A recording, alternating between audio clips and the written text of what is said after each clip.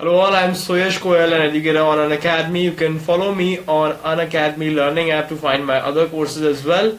This lesson is on some very interesting words and we'll be talking about their meanings, their usage in sentences, their synonyms and their antonyms at the same time in the single lecture. So please do not forget to rate, review and share this lesson, and also please do not forget to subscribe to our YouTube channel where you can find n number of courses on n number of different topics. Okay, thank you very much.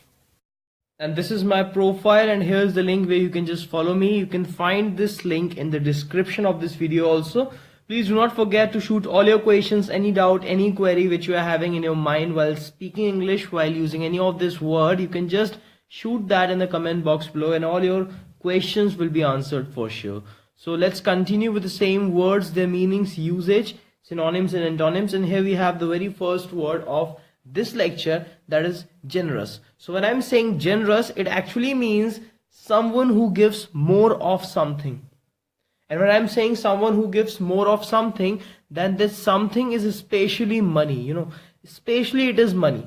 And he gives more of something than is usual or expected. Like, like you have a maid in your house, okay, and your maid asks you for 500 rupees. But you are so generous that you, instead of 500 rupees, you give her around 1000 rupees. Now you give her 1000 rupees. Now that makes you generous. That makes you that you are generous. You gave her more than expected. She expected just 500 rupees, but you gave her 1000 rupees without thinking anything, without thinking anything, just without thinking any negative thing. You just thought that yes, she must be in some urgent need and you just gave it.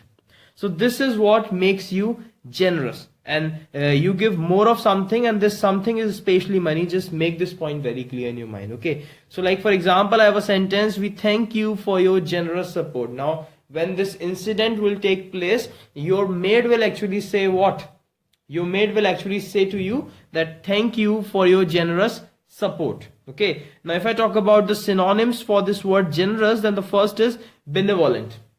Okay, benevolent again is the word which actually means kind, someone who is very kind, then that person will be considered as benevolent. Okay, someone who is kind-hearted, warm-hearted, so that person will be considered as benevolent. Again, the next is liberal. Now liberal actually has a lot of meanings, but one meaning is when something is given in generous amounts. Okay, when something is given in generous amount, then we also call it liberal amounts. Like you gave her liberal amount of milk. Okay, a cat came to your house and you found that the cat was hungry, so you gave her liberal amount of milk. Now this liberal amount actually means generous amount. Okay, like more of what expected. Okay, you gave her more milk than expected. So this is what liberal is. So it is also a synonym for generous. The next is we have antonyms. Now the first is greedy and stingy. Now you must be familiar about these words, greedy and stingy. So when I'm saying greedy, that means someone who is having an extensive or intense desire for wealth or power. Okay, so when someone is having an intense desire for wealth, so obviously he is not going to give more of something. Even he will be giving less of that thing. Okay, he will be what? Greedy. Okay, he will be covetous. Okay, so this is how we use this greedy. And the next is stingy. So when I'm saying stingy, then it actually means someone who is ungenerous, someone who is mean, someone who is not ready to give anything, to give money, someone who is tight-fisted, someone who is very difficult to take money out of him. So that type of person is what is known as stingy. Okay, the next one is homely. Now this is very simple. When I'm saying homely, then this is something which is not actually related to home. Yeah, you can say it in one way that yes, it is related to home, but it is related to home, but not in every case it is related to home. When I'm saying homely, it could be anything which is homely, because homely actually means something which is simple and plain, something which is simple and plain, and at the same time comfortable and pleasant. Okay, something which is simple and plain and comfortable and pleasant. So when I have something which actually fulfills all these criteria, then that is something which is considered as homely. Like for example, the homely looking cottage could be spruced up with a little paint and decor. Obviously, I'm talking about a cottage which is very homely looking, which is very simple, which is very plain, yet which is comfortable. Okay, even after looking simple and plain, it is very comfortable and pleasant. Okay, so that's why it could be spruced up. We can just have some little paint and some little bit decoration in the cottage to just spruce it up. Okay, to just give it a new look.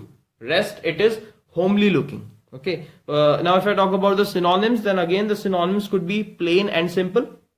When I'm saying homely, I'm talking about something which is plain and simple. So the synonyms could be plain and simple.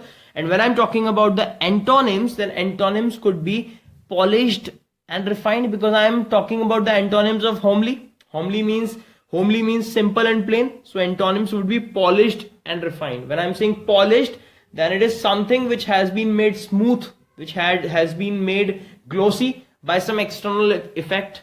You have just applied something, so it is not now simple and plain. So that is why you can have it as an antonym. And the next is refined. So when I'm saying refined, again, it is something which has been cultured in appearance. Okay, you have just done something, you have just done some external thing to that, to just refine it, to just give it a new look or something. So again, it could be used as an antonym for homely. Okay, the next one is intrigue. So when I'm saying intrigue, it actually means to make secret plans to do something illegal, or secret planning of something illegal. Now it can be when you are making secret plans to do something, that is also which is called intrigue, and the secret planning which you have done of something illegal, that is also intrigue. Okay, like when you are making the plans, then it can be said that you are actually doing what? Intrigue. Okay, it can be used as action also. You are intriguing. Okay, but when you are having one plan, you are having one plan that is secret planning of something illegal, that can also be called as intrigue. Okay, so it can be used as a noun as well as it can be used as a verb. Okay, intrigue, secret plans. Like for example, he intrigued with the policeman. Now I have two examples, and the first example is in reference with this, the action, the verb, make secret plans. Like he intrigued with the policeman, that means he made secret plans with the policeman. And the next example is, this house was a nest of intrigue. Now this is in reference of this secret planning of something illegal. Now this house was a nest of intrigue. That means this house was a nest of secret planning. A lot of secret planning has been done in this house. Okay, so that is what this statement means. Now if I talk about the synonyms for this intrigue, then the synonyms could be conspiracy. Now what is conspiracy? Again, the conspiracy is a secret plan by a group to do something which is harmful, which is illegal, which is unlawful. Okay, so that secret plan which has been made by a group to do something illegal, that is what we call conspiracy. Okay, the next one is counterplot. Again, counterplot is also something like that, a plot which is intended, which is intended to throw out another plot. Counterplot, something wrong has been done to you, and now you are making a plot. You are just trying to make some plans to just counter it. So that is what we call counterplot. The next we have antonyms, and the first one is what we call candor. Okay, now this candor actually means the quality of being open and honest. Now when I'm saying the quality of being open and honest, then this is something which is not about making secret plans, and just opposite to that, making secret plans, the quality of being open and honest.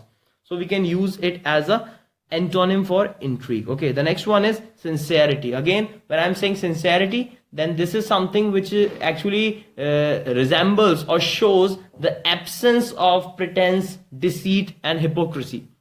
So when there is no deceit, when there is no pretense, when there is no hypocrisy, then there can be no intrigue also. Okay, so on one hand we have intrigue, and on opposite we have sincerity. Okay, so that's all for this lecture. We will be talking about some more interesting words and their meanings in the next lecture. Thank you very much. This is Suyash Goyal signing off.